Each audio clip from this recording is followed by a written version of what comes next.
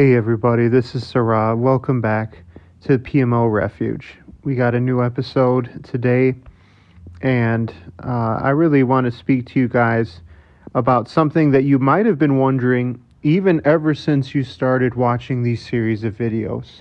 Like I say in every video, I highly recommend starting from the beginning episode and working your way here because it's more of a journey. Don't get me wrong, I do appreciate it if maybe this caught your attention and you clicked on this episode. I really appreciate you listening in.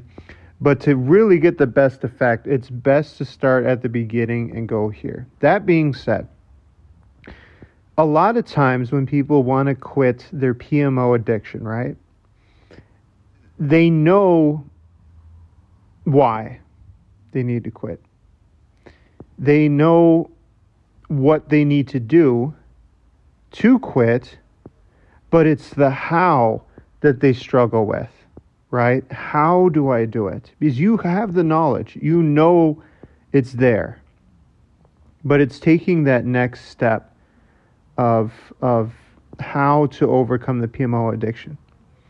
And in the past, as I've talked about PMO, a lot of times those who develop a PMO addiction, as in my own case, do so because of, I like to boil it down to just a few specific areas, and that's what we're going to talk about today. Number one, it develops because of their hormones. That part we're not going to talk too much about today because that's, every, especially male, goes through that period of their life. You can't really avoid that. But we're going to get into that in a second. So hormones is number one. Number two is boredom. They're bored. They're like, hey, I got nothing else to do. So they decide to do this. But the two last things that I want to talk about are probably the two biggest areas of why those hang on and PMO gets such a grip on them. And that is stress and anxiety. And the last one is depression. So let's take it bit by bit. How do you overcome PMO when you have the issue with, number one, hormones? Well, honestly, because we have to think about which age bracket then we're talking about here. We're probably talking to pre-adolescent, adolescent, and those in their teenage years, right? I'm going to be blunt with you. And you probably don't want to hear this, but this is the only reason or the only way of how to overcome it. You need to tell your family what's going on. That's it.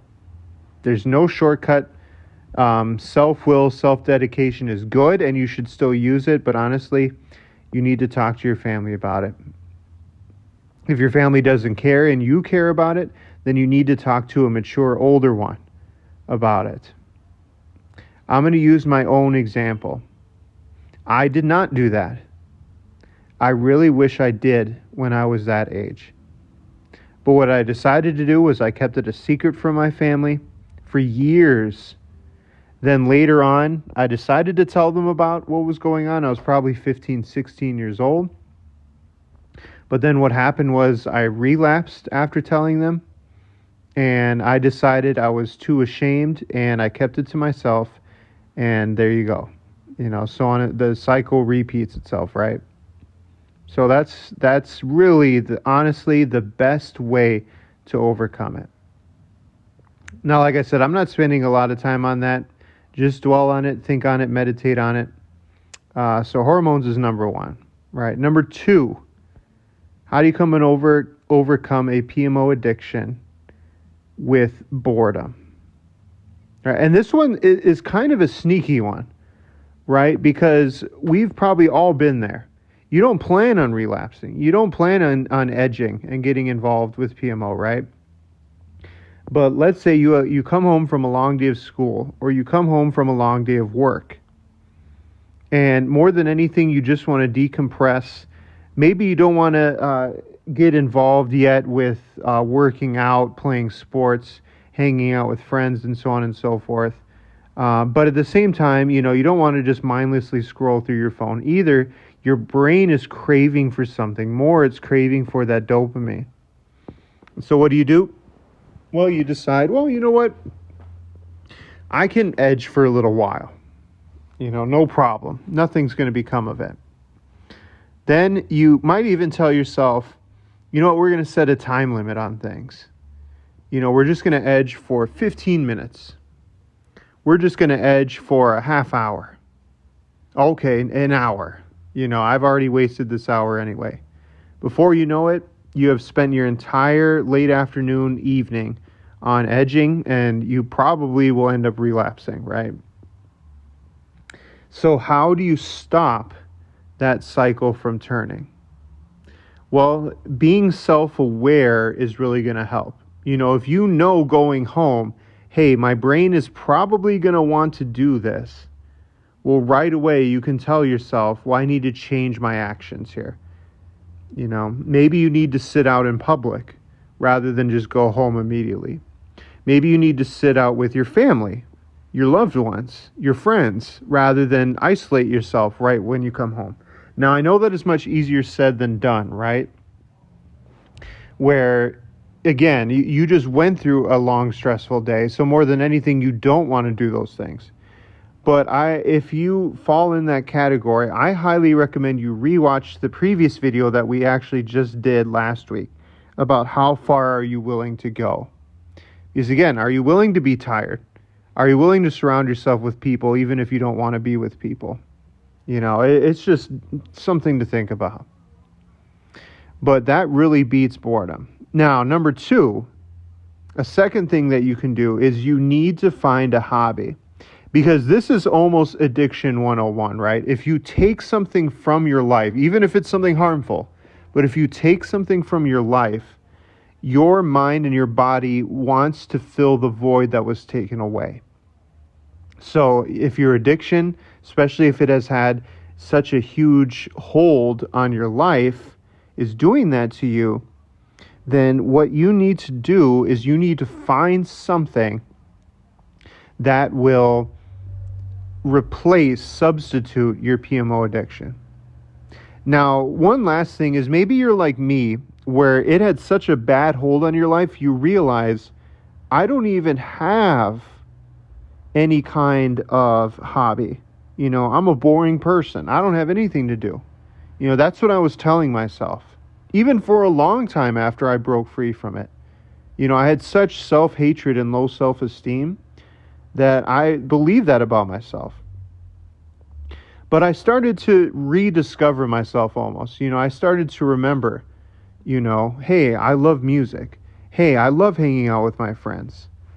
Or I started to think about what is something new that I could try. And it was a little bit of trial and error. Not everything worked right away, and that's fine.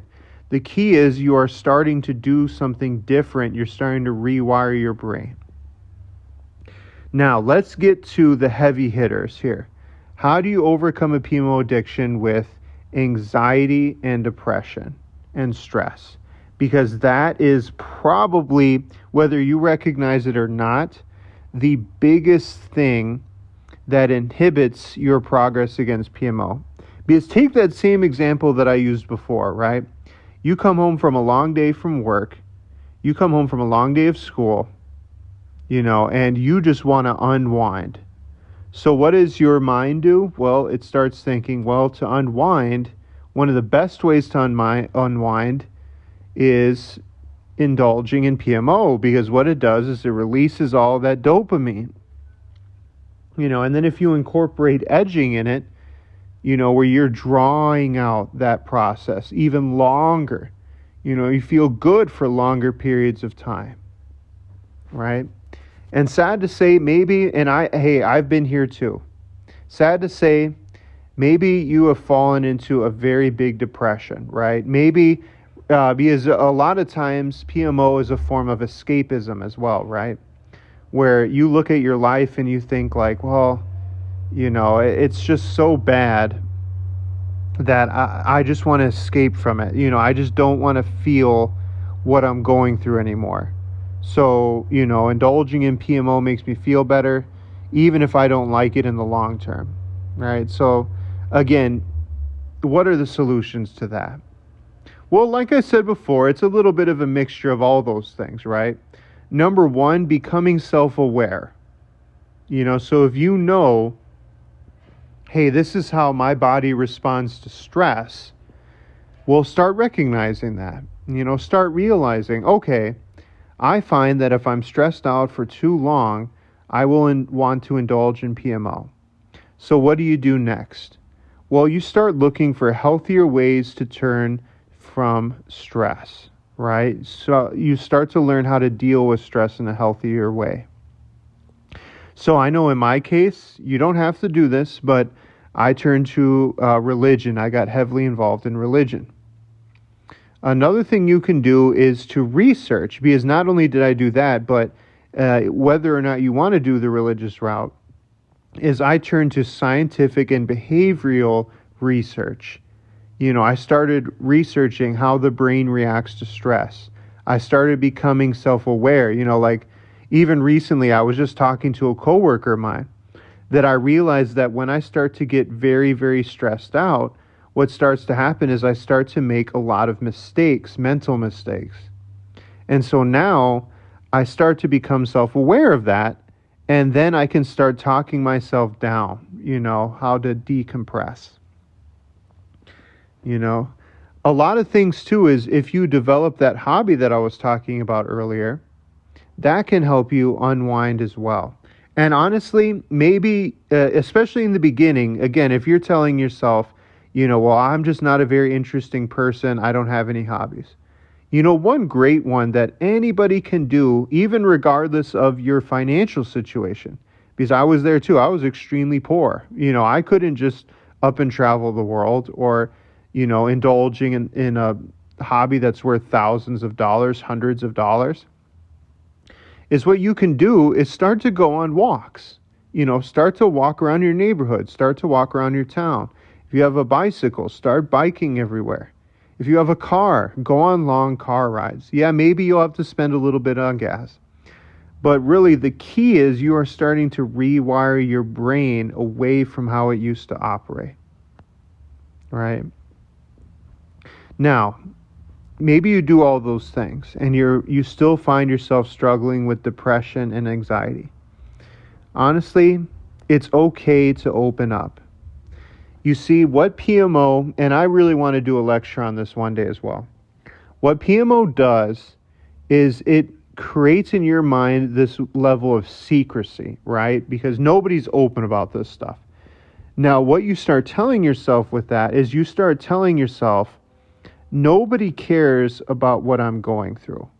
You start to suffer in silence. And what I started to realize when I started to open up about my addiction is I had a lot of people, a lot of friends, a lot of family that did care about what I was going through. So no matter what I was telling myself, it honestly, your brain is so dumb sometimes. It really is. Because then you start to realize how wrong your brain is. You start seeing like, wait a minute. No, people do care what I'm going through. And honestly, maybe if you're not ready for that, what a nice thing to do is on the Reddit under NoFap is open up there. I now let me kind of pause for a second.